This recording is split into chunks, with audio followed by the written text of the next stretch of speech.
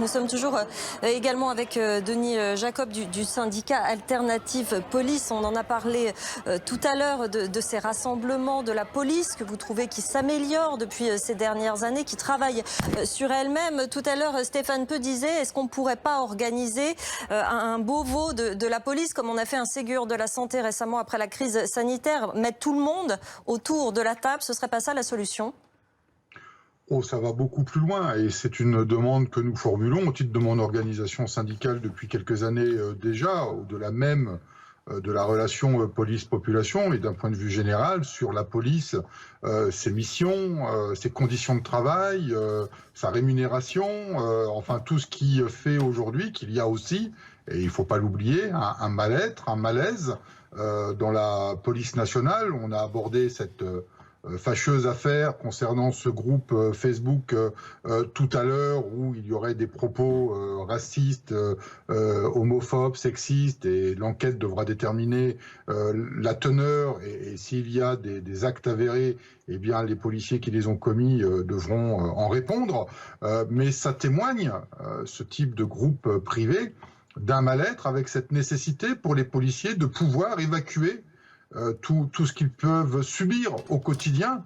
Un peu, alors le parallèle n'est peut-être pas bien employé, mais comme les militaires qui reviennent d'un théâtre de guerre, qui ont besoin d'un débriefing, d'une cellule psychologique, de pouvoir exprimer ce qu'ils ont vécu, et bien de la même manière, les policiers ont besoin de pouvoir évacuer ce qu'ils subissent au quotidien, les insultes, les attaques, les agressions, et puis la difficulté du métier dans certains quartiers difficiles.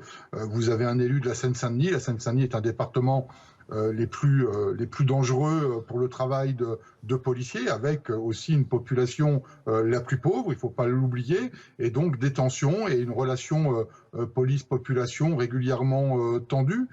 Et tout ça, effectivement, je pense que c'est une bonne idée de faire un Grenelle de la sécurité, un Beauvau. En tous les cas, mon organisation appartient à la CFDT et nous avons déjà fait des séminaires sur la sécurité de ce type avec cette question de comment améliorer la relation de la police avec une certaine population où parce que c'est pas au niveau national, c'est pas partout qu'il y a des difficultés, mais ces problématiques-là, il faut qu'on puisse en parler et trouver des solutions communes. Et Dominique Rizet qui veut vous poser une question. Ouais, bonjour. Comment est-ce qu'on fait se rencontrer deux populations qui ne se rencontrent par définition plus jamais maintenant, dans le contexte contemporain? Donc des jeunes de cité d'un côté, des policiers qui sont entre eux. Comment est-ce qu'on va dépasser ces clivages? Qui est-ce qui peut les faire se rencontrer et se parler? Déjà, je le disais tout à l'heure, la police nationale toute seule ne réglera pas les problèmes. Et je pense qu'il y avait des choses qui avaient été mises en place par le passé, notamment je pense aux animateurs, aux éducateurs dans les quartiers, qui étaient des vrais acteurs sociaux. Aujourd'hui, il y en a de moins en moins, pour pas dire plus du tout.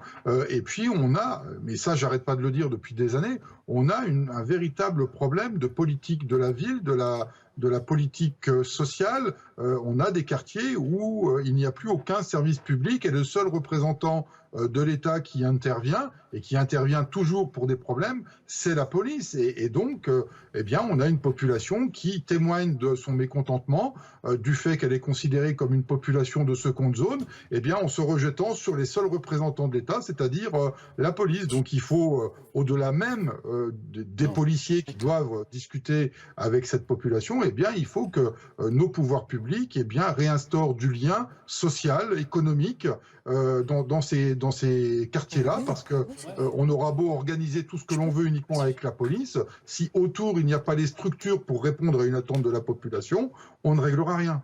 Denis Jacob, vous vouliez réagir à ce que disait tout à l'heure Stéphane Peu? Oui, deux choses pour répondre à Monsieur Peu. Tout d'abord, je ne peux pas laisser dire que la police ne serait pas républicaine. La police, elle est républicaine et elle fait son travail. C'était le préfet qui n'était pas républicain dans les mots de Stéphane Peu. C'était pas vraiment la police en elle-même. Alors autant pour moi, j'ai mal compris. Je vous remercie d'apporter la précision. Et puis la deuxième, sur la doctrine policière, je suis désolé, mais le politique est totalement responsable de cette situation. Je rappelle, et moi je l'ai connu, j'ai été îlotier dans les années 90, et il y avait des commissariats de quartier. Et la police de proximité de l'époque, on appelait ça l'îlotage, elle a été supprimée comme les commissariats de quartier par le politique. C'est pas le ministère de l'Intérieur ou les policiers qui ont supprimé ce lien direct que l'on avait avec la population et qui nous permettait d'avoir les informations de terrain, qui permettaient aussi de faire du renseignement auprès des services adéquats pour tout ce qui était trafic de stupéfiants. Donc il y a eu un démantèlement de cette police de proximité par le politique et aujourd'hui, oui, c'est vrai, on en paye le prix. Quant à l'affaire du 12e, je ne peux que la dénoncer, bien évidemment, au regard de ce qui s'est passé. Néanmoins, il faut quand même rappeler pourquoi ça s'est passé et pourquoi ça a dévié, ça a dérivé comme cela. Il ne faut pas oublier que c'est un quartier qui est signalé comme une plaque de trafic de stupéfiants, qu'il y avait eu de nombreuses plaintes des riverains se plaignant de bruit et d'attroupement de jeunes et que la police, de manière récurrente, y est intervenue pour faire cesser cela. Après, il y a eu des comportements à la marge de quelques policiers